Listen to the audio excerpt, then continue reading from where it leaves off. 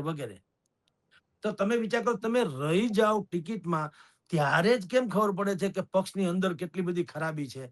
તો તમે જ્યારે પક્ષમાં હો છો ત્યારે જનતાને કાં નથી કહેતા કે ભાઈ હું અંદર રહોડાનો માણસ છું, મને ખબર છે આ લોકો જેવા દેખાય છે એવા નથી, આ તો આવા છે, મન મેલા અને તન ઉજળા, બગલા કપટી અંગ, એથી તો કાગા ભલા જેના તન મન એક જ રંગ.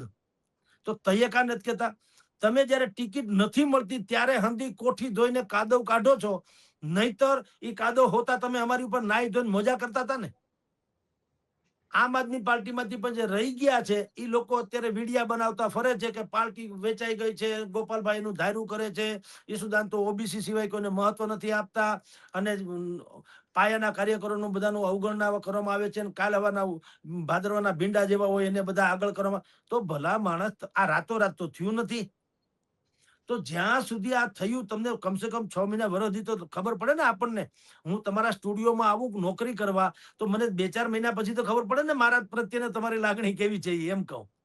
તમે રાતોરાત તો ખબર ના પડે, મને ખ્યાલ તો આવે ને મને કઈ રીતે સાચવવામાં આવે છે. તો તમે અત્યાર સુધી જ્યારે કોઈ પણ પક્ષમાં હતા અને માની લો કે પક્ષની આવી નીતિ હોય કે પૈસા દઈને ટિકિટ આપતા હોય, મારા તારા કરતા હોય, જ્ઞાતિવાદ ચલાવતા હોય, સગાવાદ ચલાવતા હોય, તો તમે અત્યાર સુધી બોલ્યા કાં નહીં?